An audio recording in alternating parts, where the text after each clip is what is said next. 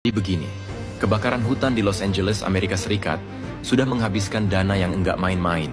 150 miliar dolar atau sekitar 2,430 triliun rupiah. Ini angka yang gila. Bayangin, itu setara sama 4% dari PDB tahunan California.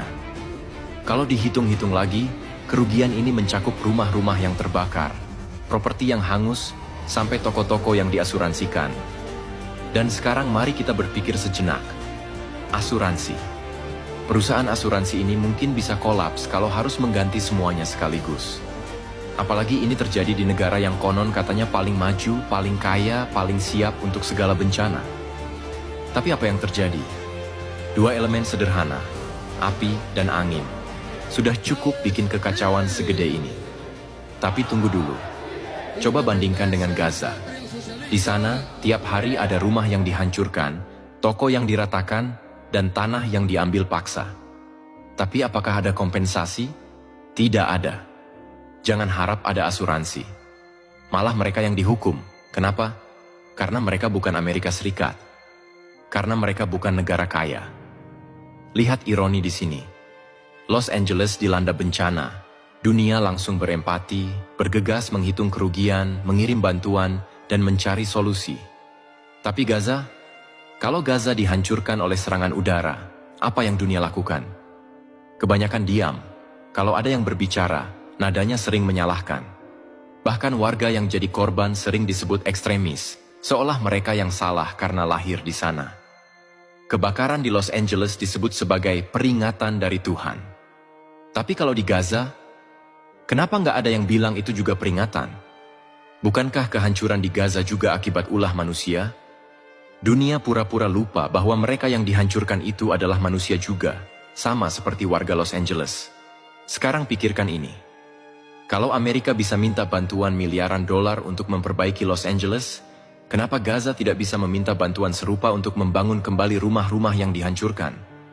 Kenapa anak-anak Gaza yang kehilangan keluarga dianggap statistik perang, bukan korban kemanusiaan? Ironi terbesar adalah dunia lebih peduli pada ekonomi daripada nyawa. Kalau rumah-rumah di Los Angeles terbakar, itu dianggap tragedi ekonomi. Tapi kalau rumah-rumah di Gaza dihancurkan, itu dianggap bagian dari konflik politik. Apa bedanya? Rumah tetap rumah. Manusia tetap manusia. Kehilangan tetap kehilangan.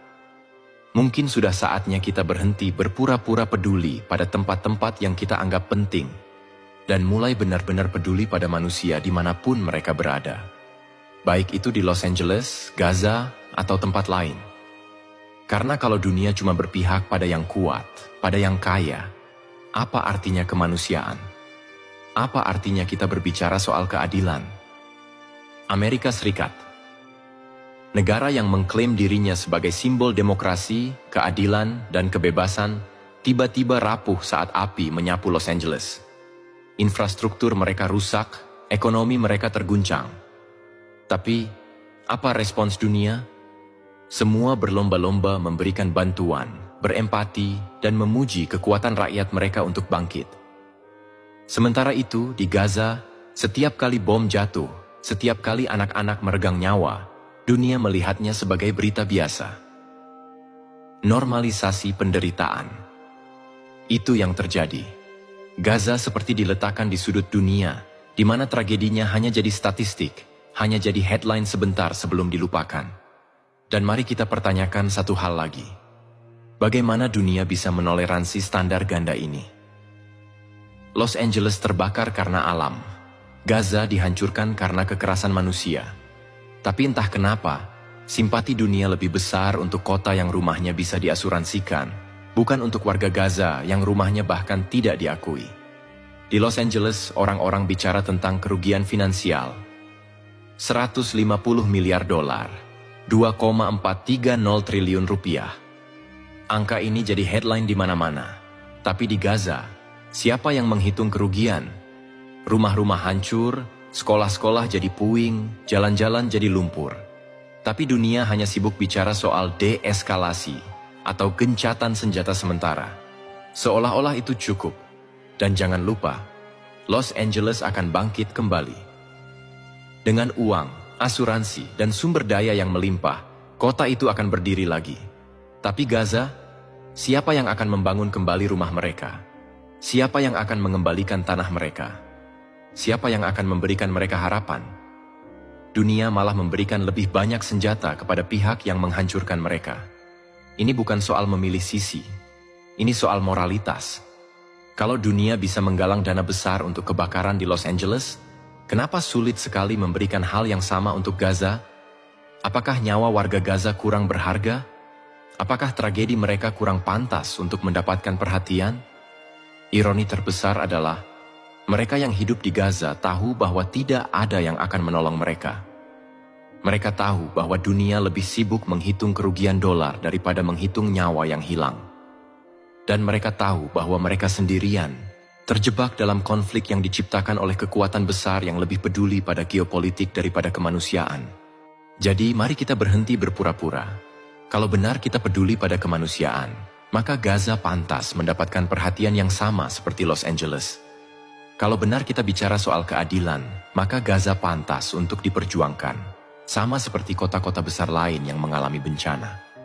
Karena pada akhirnya, sejarah tidak akan mengingat siapa yang kuat atau siapa yang menang. Sejarah akan mengingat siapa yang berdiri untuk keadilan, siapa yang berjuang untuk mereka yang tidak punya suara, dan siapa yang memilih untuk tidak diam ketika dunia memilih untuk memalingkan muka. Sedangkan respon para pakar dan pengamat dunia soal situasi ini memang beragam, tapi di balik retorika mereka, seringkali muncul kontradiksi yang mencolok. Mereka yang mengaku ahli dalam hubungan internasional, kemanusiaan, atau politik global sering berbicara dengan bahasa yang diplomatis, seolah ingin terlihat netral. Tapi ironinya justru memperlihatkan keberpihakan yang terang-terangan. Pakar soal Los Angeles, tragedi kemanusiaan dan ekonomi. Ketika kebakaran besar melanda Los Angeles, para pengamat langsung menyebutnya sebagai tragedi ekonomi global. Mereka sibuk menghitung angka kerugian, memuji kemampuan negara dalam menangani krisis, bahkan menyebutnya sebagai wake-up call untuk perubahan kebijakan iklim. Namun mari tanyakan, kenapa pendekatan yang sama tidak berlaku untuk Gaza? Kenapa kehancuran di Gaza tidak dianggap sebagai tragedi global? Ketika ratusan anak kehilangan rumah, ketika ribuan keluarga hidup tanpa air bersih dan listrik, kenapa suara para pakar ini tiba-tiba menghilang? Apakah karena Gaza tidak punya nilai ekonomi yang tinggi? Apakah karena penderitaan Gaza tidak memberikan dampak langsung pada pasar saham atau harga minyak? Kalau alasannya itu, lalu di mana kemanusiaan yang selalu mereka gembar-gemborkan? Pakar soal Gaza. Konflik yang rumit. Ketika membahas Gaza, pengamat dunia sering melontarkan kalimat ini. Situasi yang kompleks. Ini adalah kalimat favorit mereka. Sebuah dalih untuk menghindari tanggung jawab moral. Tapi apa yang kompleks dari seorang anak yang kehilangan rumahnya? Apa yang sulit dari memahami bahwa manusia berhak hidup dengan layak, tanpa ancaman bom atau peluru? Para pakar juga sering bicara soal hak membela diri dari pihak yang menyerang Gaza. Mereka mengutip hukum internasional, mendukung langkah militer, dan menutupi tragedi itu dengan istilah seperti operasi keamanan. Tapi mari tanya lagi, apakah anak-anak Gaza yang sedang tidur itu ancaman? Apakah rumah sakit yang dibom adalah markas militer? Bukankah ini justru pelanggaran terhadap kemanusiaan yang nyata? 3. Ironi politik global. Berpihak pada yang kuat. Banyak pengamat yang dengan terang-terangan mengatakan bahwa posisi negara-negara besar, terutama Amerika Serikat dan sekutunya, menentukan narasi dunia. Ketika Los Angeles terbakar, Amerika dengan cepat mendapat simpati dan bantuan. Tapi ketika Gaza dihancurkan, Amerika justru memberikan lebih banyak senjata kepada pihak yang menghancurkan. Seorang pengamat Timur Tengah pernah berkata, dunia tidak netral. Dunia hanya netral terhadap mereka yang tidak punya kekuatan. Dan itu benar. Ketika Gaza meminta perhatian, mereka dianggap meminta terlalu banyak. Tapi ketika negara adidaya seperti Amerika membutuhkan bantuan, seluruh dunia berebut untuk memberikan dukungan. Kritik sosial dari pengamat independen sering melontarkan kritik yang tajam. Mereka mengatakan bahwa dunia internasional telah gagal dalam memperjuangkan keadilan. Ada standar ganda yang begitu nyata. Los Angeles dihitung dalam dolar, Gaza dihitung dalam darah. Kehancuran di Amerika dianggap bencana, kehancuran di Gaza dianggap konsekuensi konflik. Beberapa pengamat bahkan menyebut bahwa ini adalah bentuk apartheid politik. Dunia membedakan nilai nyawa berdasarkan asal-usulnya, berdasarkan paspor, berdasarkan afiliasi politik. Kesimpulan mereka, para pakar yang jujur menyebut bahwa tragedi di Gaza adalah bukti kegagalan sistem global.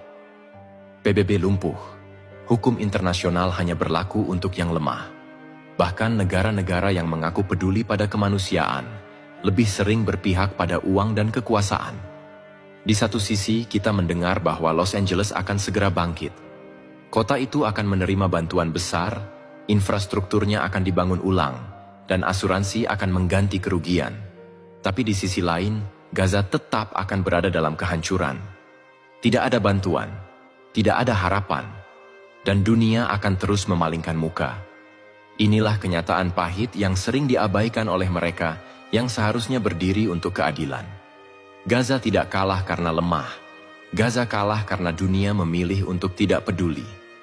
Dalam situasi yang penuh ironi dan ketidakadilan ini, masyarakat memiliki peran penting sebagai suara kebenaran. Kita sering merasa kecil, seolah-olah tindakan kita tidak berarti di tengah dunia yang besar. Tapi sebenarnya, perubahan selalu dimulai dari langkah kecil. Diam adalah bentuk persetujuan. Ketika kita melihat ketidakadilan di Gaza, Los Angeles, atau dimanapun, kita tidak boleh berpaling. Gunakan suara, media sosial, atau platform apapun yang kita miliki untuk menyuarakan kebenaran. Ketidakadilan di satu tempat adalah ancaman bagi keadilan di seluruh dunia. Empati tidak boleh bergantung pada batas politik atau agama. Ketika melihat korban, lihat mereka sebagai manusia, bukan sebagai pihak dalam konflik. Anak-anak Gaza, korban kebakaran di Los Angeles, atau siapapun yang menderita layak mendapatkan perhatian kita tanpa syarat. Jadilah manusia sebelum menjadi bagian dari kelompok atau ideologi. Media seringkali menyajikan berita dengan sudut pandang tertentu yang mengaburkan fakta. Carilah informasi dari berbagai sumber, terutama dari pihak-pihak yang terdampak langsung. Kritis terhadap apa yang kita baca, dan jangan menelan mentah-mentah propaganda. Kita tidak perlu menunggu menjadi orang kaya atau berkuasa untuk membantu. Donasi kecil, petisi, atau sekadar menyebarkan informasi yang benar bisa membuat perbedaan besar. Setiap langkah kecil kita adalah bagian dari perubahan yang lebih besar. Doa adalah kekuatan spiritual, tetapi doa tanpa tindakan adalah hampa. Berdoa untuk perdamaian, tetapi juga lakukan sesuatu untuk mendukung perdamaian itu. Perubahan tidak akan datang jika kita hanya berharap tanpa bergerak. Ajarkan kepada anak-anak kita bahwa semua manusia sama berharganya, tanpa memandang asal, agama, atau status sosial. Tumbuhkan rasa empati dan solidaritas sejak dini. Mereka adalah generasi yang akan membawa dunia ke arah yang lebih baik. Kita sering menyalahkan pemerintah, institusi global, atau negara lain, tapi lupa bahwa kita juga punya andil. Pola konsumsi kita, pilihan politik kita, bahkan ketidakpedulian kita bisa memperburuk situasi. Mulailah dari diri sendiri untuk menjadi bagian dari solusi, bukan masalah. Akhirnya, kita harus sadar bahwa dunia ini tidak akan berubah hanya karena kita berharap. Dunia berubah karena orang-orang berani bangkit, berbicara, dan bertindak. Keadilan tidak datang dari langit, tapi dari keberanian untuk memperjuangkannya. Mari kita jadikan tragedi di Gaza, Los Angeles, dan dimanapun sebagai pengingat bahwa kemanusiaan adalah nilai yang harus kita bela, kapanpun dan dimanapun.